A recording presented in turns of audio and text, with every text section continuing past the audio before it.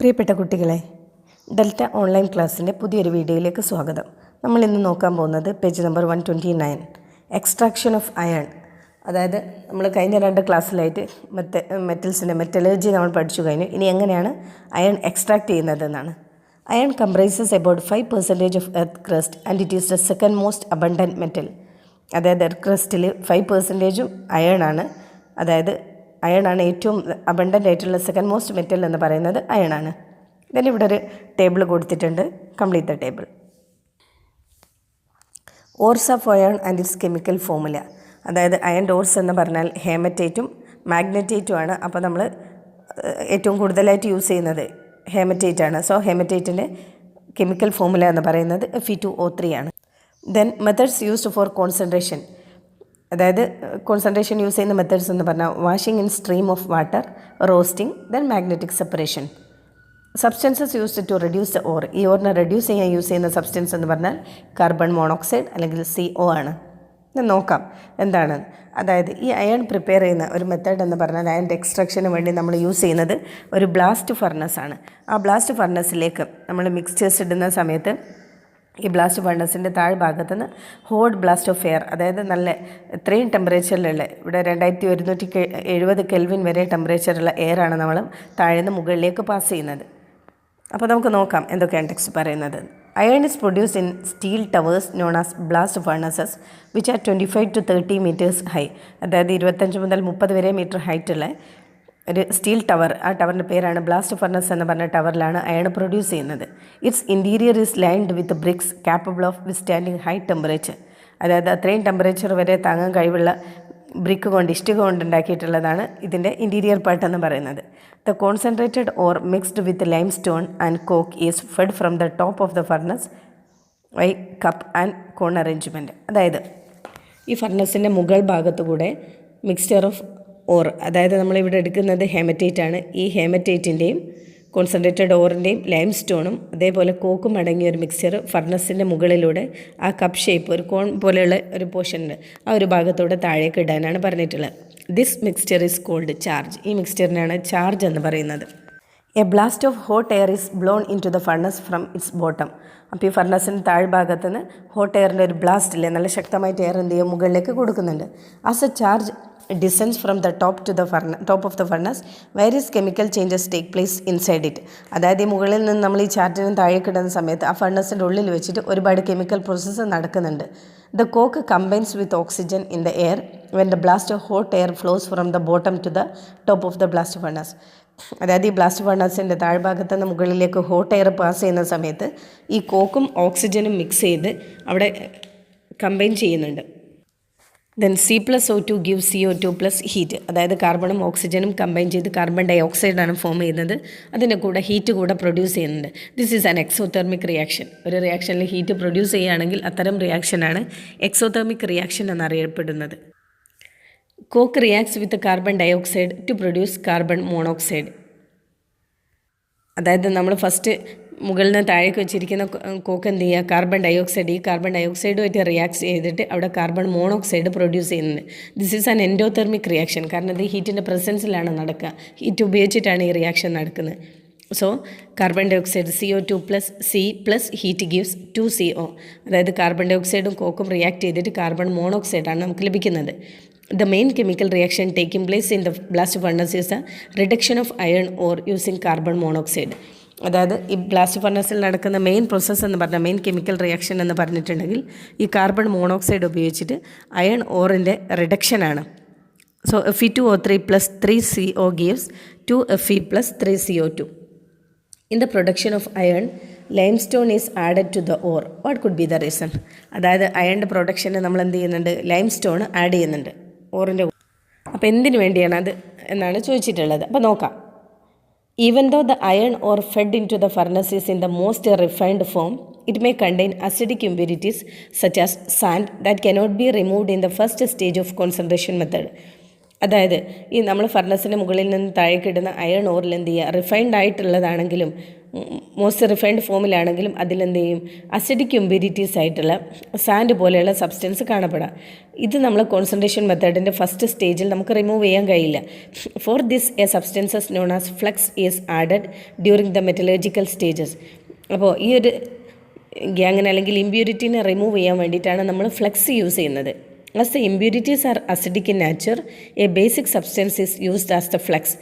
The flux combined with the gang to form a molten slag. നമ്മൾ പഠിച്ചിട്ടുണ്ട് മെറ്റലിൽ അടങ്ങിയിരിക്കുന്ന ഇമ്പ്യൂരിറ്റീസിന് gang എന്ന പേരിലാണ് അറിയപ്പെടുന്നത്. അപ്പോൾ ഈ ഗ്യാങ്ങിനെ റിമൂവ് ചെയ്യാൻ വേണ്ടിയിട്ട് നമ്മൾ ചേർക്കുന്ന പദാർത്ഥമാണ് ഇത് ഫ്ലക്സ്. ഗ്യാങ്ങും ഫ്ലക്സും കമ്പൈൻ ചെയ്തിട്ടുണ്ടെങ്കിൽ നമുക്ക് ലഭിക്കുന്നത് സ്ലാഗ് ആണ്. അപ്പോൾ ഫ്ലക്സ് ഗ്യാങ് അസിഡിക് ആണെങ്കിൽ നമ്മൾ ബേസിക് ഫ്ലക്സ് ആണ് യൂസ് ചെയ്യുന്നത്. ഗ്യാങ് ബേസിക് ആണെങ്കിൽ അസിഡിക് ഫ്ലക്സ് ആണ് യൂസ് ചെയ്യുന്നത്. When heated at high temperature, the limestone decomposes to calcium oxide. Calcium oxide produced in this reaction act as flux. അതായത് high ടെമ്പറേച്ചറിൽ heat ചെയ്യുന്ന സമയത്ത് ലൈംസ്റ്റോൺ ഡീകമ്പോസ് ചെയ്തിട്ട് കാൽസ്യം ഓക്സൈഡ് ആയിട്ട് മാറുന്നുണ്ട്. ഈ കാൽസ്യം ഓക്സൈഡാണ് ഫ്ലക്സ് ആയിട്ട് ആക്ട് ചെയ്യുന്നത്. അതായത് സാൻഡിനെ റിമൂവ് ചെയ്യാൻ വേണ്ടിയിട്ടുള്ള ഫ്ലക്സ് ആയിട്ട് യൂസ് ചെയ്യുന്നത് ഈ calcium ഓക്സൈഡാണ്. Let us examine the chemical change of limestone inside the blast furnace. അപ്പോൾ ഈ ബ്ലാസ്റ്റ് ഫർണസിൽ നടക്കുന്ന കെമിക്കൽ ചേഞ്ച് എന്ന് പറഞ്ഞാൽ ലൈംസ്റ്റോൺ നടക്കുന്ന കെമിക്കൽ ചേഞ്ച് എന്ന് പറഞ്ഞാൽ ലൈംസ്റ്റോൺ കാൽസ്യം കാർബണേറ്റ് ഹീറ്റ് ചെയ്യുന്ന സമയത്ത് കാൽസ്യം ഓക്സൈഡും കാർബൺ ഡൈ ഓക്സൈഡും ആയിട്ട് മാറുന്നുണ്ട്. Calcium oxide react with sand to form calcium silicate which melts easily. അതായത് നമ്മൾ പഠിച്ചു ഫ്ലക്സും ഗ്യാങ്ങും കമ്പൈൻ ചെയ്തിട്ടുണ്ടെങ്കിൽ നമുക്ക് ലഭിക്കുന്നത് സ്ലാഗാണ്. അപ്പോൾ ഈ ഫ്ലക്സ് ആയിട്ടുള്ള കാൽസ്യം ഓക്സൈഡും ഗ്യാങ് ആയിട്ടുള്ള സിലിക്കൺ ഡയോക്സൈഡും റിയാക്ട് ചെയ്യുന്ന സമയത്ത് കാൽസ്യം സിലിക്കേറ്റ് എന്ന് പറഞ്ഞ ഒരു സ്ലാഗാണ് നമുക്ക് ലഭിക്കുന്നത്. അത് ഈസി ആയിട്ട് മെൽറ്റ് ചെയ്യുന്നൊരു സബ്സ്റ്റൻസാണ്. If the gangue in the ore is basic in nature, what type of flux should be used? Acidic flux. അതായത് ഓറിൽ അടങ്ങിയിരിക്കുന്ന ഗ്യാങ് ബേസിക് നേച്ചർ ആണെങ്കിൽ നമ്മൾ അസിഡിക് ഫ്ലക്സ് ആണ് യൂസ് ചെയ്യുന്നത്. Since the molten slag is less dense, it floats on the molten iron. അതായത് ഈ molten സ്ലാഗിന് density കുറവാണെങ്കിൽ അത് മോൾട്ടൺ അയണിൻ്റെ മേലെ ഫ്ലോട്ട് ചെയ്ത് നിൽക്കും. These are removed at regular intervals through a separate tube or tap. This slag is used in the production of cement and in the construction of road. അതായത് ഇത് എന്ത് ചെയ്യുക, molten ആയിട്ടുള്ള ഈ സ്ലാഗ് അയണിൻ്റെ മേലെ ഫ്ലോട്ട് ചെയ്തിരിക്കുന്നത് കൊണ്ട് തന്നെ റെഗുലർ ഇൻ്റർവെല്ലിൽ ഇതിനെ സെപ്പറേറ്റ് ചെയ്ത് റിമൂവ് ചെയ്തെടുക്കും. ഈ സ്ലാഗ് സിമെൻറ്റിൻ്റെ പ്രൊഡക്ഷനും അതേപോലെ റോഡിൻ്റെ കൺസ്ട്രക്ഷനൊക്കെ വേണ്ടിയിട്ട് യൂസ് ചെയ്യുന്നുണ്ട്. The molten iron obtained from the blast furnace contain 4% carbon and small amount of other impurities such as manganese, silicon, phosphorus and sulfur. This is called pig iron. അതായത് നമുക്ക് ഈ blast ഫർണസിൽ നിന്ന് കിട്ടുന്ന iron എന്ന് പറഞ്ഞിട്ടുണ്ടെങ്കിൽ molten അയണിൽ 4% കാർബണും മറ്റ് impurities ആയിട്ടുള്ള മാംഗനീസും സിലിക്കണും phosphorus സൾഫറൊക്കെ അടങ്ങിയിട്ടുണ്ട്. ചെറിയൊരു എമൗണ്ടിൽ അടങ്ങിയിട്ടുണ്ട്. ഈ ഒരു അയണാണ് നമ്മൾ പിഗ് അയൺ എന്ന് പറയുന്നത്.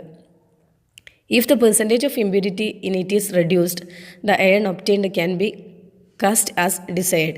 It is called cast iron. It contains more than 2% carbon.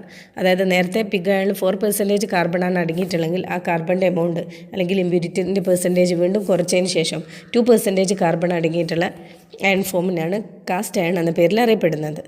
Then wrought iron is a relatively pure form of iron containing 0.02% to 0.05% carbon and small amount of phosphorus, silicon, manganese, sulfur, etc.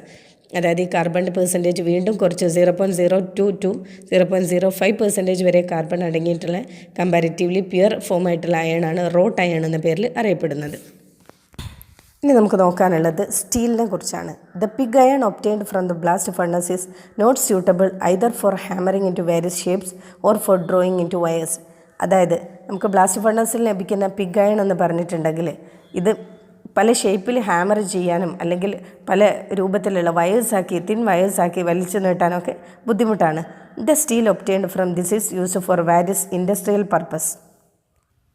ഈ steel പലതരം industrial പർപ്പസിന് use ചെയ്യുന്നുണ്ട്. Steel is iron containing 0.05 to 1.5% of carbon. അതായത് there are different type of carbon steel depending on the amount of carbon. The different properties also. അതായത് പല type carbon സ്റ്റീലുകളും അടങ്ങിയിട്ടുണ്ട്. അതായത് ഈ കാർബണിൻ്റെ എമൗണ്ടിനെ അടിസ്ഥാനമാക്കിയിട്ട് കാർബൺ സ്റ്റീലിനെ നമുക്ക് ഡിഫറെൻറ്റ് ടൈപ്പായിട്ട് ക്ലാസിഫൈ ചെയ്യാം. അതായത് ഫസ്റ്റ് വൺ കാർബൺ സ്റ്റീൽ വരുന്ന മൈൽഡ് സ്റ്റീലാണ്. എമൗണ്ട് ഓഫ് കാർബൺ എന്ന് പറഞ്ഞാൽ 0.05 to 0.2%. അതിൻ്റെ features easy to draw into wires and hammer into plates, strong and hard, used for making agricultural tools. അതായത് നമുക്ക് easy ആയിട്ട് വയേഴ്സാക്കി മാറ്റാനും അതുപോലെ പ്ലേറ്റുകളാക്കി ഹാമർ ചെയ്യാനും പറ്റുന്നതാണ്. ഇത് സ്ട്രോങ്ങും ഹാർഡുമാണ്.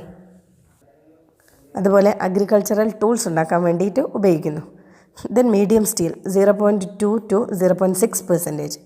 ഇത്രയും കാർബൺ അടങ്ങിയിട്ടുള്ളതാണ് മീഡിയം സ്റ്റീൽ എന്ന് പറയുന്നത്. ഹൈ ഹാർഡ്നെസ് ആണ്, നല്ല ഉറപ്പുണ്ട്. Used for the construction of railway tracks, hand rails and rafters. അതായത് റെയിൽവേ ട്രാക്കിൻ്റെ നിർമ്മാണത്തിനൊക്കെ യൂസ് ചെയ്യുന്നുണ്ട്. ഹാൻഡ് റെയിൽ, റെയിൽവേ ട്രാക്സിൻ്റെയൊക്കെ നിർമ്മാണത്തിന് വേണ്ടി ഉപയോഗിക്കുന്നു. Then high carbon steel 0.6 to 1.5% carbon അടങ്ങിയ സ്റ്റീലാണ് high carbon steel. Very high elasticity and hardness, അതായത് ഹാർഡ്നെസ് വളരെ കൂടുതലാണ്. Used for the manufacture of surgical instruments, springs, knives, drills etcetera. അതായത് സർജിക്കൽ ഇൻസ്ട്രുമെൻറ്റ്സിലും സ്പ്രിങ്സിലും നൈവ്സ്, കത്തികളും ഡ്രില്ലൊക്കെ ഉണ്ടാക്കാൻ വേണ്ടി ഹൈ കാർബൺ സ്റ്റീലാണ് യൂസ് ചെയ്യുന്നത്. Then alloy steel. The use of metal in their pure form is relatively less. Most of the metals are converted into alloys to be used for various purposes in daily life. അതായത് നമ്മൾ metal direct ആയിട്ട് pure ഫോമിൽ use ചെയ്യാമെന്ന് പറഞ്ഞാൽ വളരെ അപൂർവമാണ്. ഈ പല മെറ്റൽസും എന്ത് ചെയ്യും, അലോയ് ഫോമിലേക്ക് കൺവേർട്ട് ചെയ്തിട്ടാണ് എന്ത് ചെയ്യുന്നത്, പല ആവശ്യങ്ങൾക്കും യൂസ് ചെയ്യുന്നത്. അലോയ്സ് എന്ന് പറഞ്ഞാൽ പല മെറ്റൽസും കൂടെ മിക്സ് ചെയ്തതിനാണ് നമ്മൾ അലോയ്സ് എന്ന് പറയുക. എക്സാമ്പിളാണ് ബ്രാസ്, ബ്രോൺസ്, അൽനിക്കോ, ഇതൊക്കെ അലോയാണ്. Alloys are mixtures of two or more metals. Non-metals like carbon, nitrogen and phosphorus are also used for the production of alloys. Alloy എന്ന് പറഞ്ഞാൽ രണ്ടിൽ കൂടുതൽ മെറ്റൽ അടങ്ങിയതിനാണ് നമ്മൾ അലോയ് എന്ന് പറയുക. ഈ അലോയിൻ്റെ പ്രൊഡക്ഷനിൽ നോൺ മെറ്റൽസ് ആയ കാർബണും നൈട്രജനും ഫോസ്ഫറൊക്കെ യൂസ് ചെയ്യുന്നുണ്ട്. What are the constituents of steel? അയണും കാർബണാണ് മെയിൻ കോൺസ്റ്റിറ്റ്യൂവൻസ് എന്ന് പറയുന്നത് സ്റ്റീലിൻ്റെ.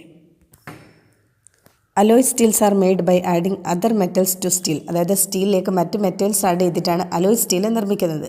There properties are different from those of steel. അപ്പോൾ ഇവരുടെ പ്രോപ്പർട്ടീസ് എന്ന് പറയുന്നത് നോർമൽ സ്റ്റീലിനേക്കാളും വ്യത്യസ്തമായിരിക്കും. അപ്പോൾ നോക്കാം ഏതൊക്കെയാണ് alloy steels. Stainless steel constituent elements എന്ന് പറഞ്ഞിട്ടുണ്ടെങ്കിൽ അയൺ, ക്രോമിയം, നിക്കൽ, കൊബാൾട്ട്. അതിൻ്റെ properties and uses: resist corrosion, അതായത് തുരുമ്പിക്കുന്നത് റെസിസ്റ്റ് ചെയ്യുന്നുണ്ട്. Manufacture of household appliances and blades, വീട്ടുപകരണങ്ങളും അതേപോലെ ബ്ലേഡുകളും ഉണ്ടാക്കാൻ വേണ്ടി യൂസ് ചെയ്യുന്നു. Then manganese steel, iron, manganese, carbon.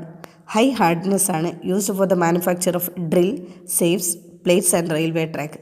അതായത് ഹാർഡ്നെസ് വളരെ കൂടുതലാണ്, ഡ്രില്ലുകളും റെയിൽവേ ട്രാക്കുകളൊക്കെ യൂസ് ചെയ്യാൻ വേണ്ടി നിർമ്മിക്കാൻ വേണ്ടിയിട്ട് യൂസ് ചെയ്യുന്നു. Then silicon steel, iron, silicon, carbon, also known as electrical steel. As it reduces electric loss, it is used in the core of electromagnetic instruments like motors, generators and transformers.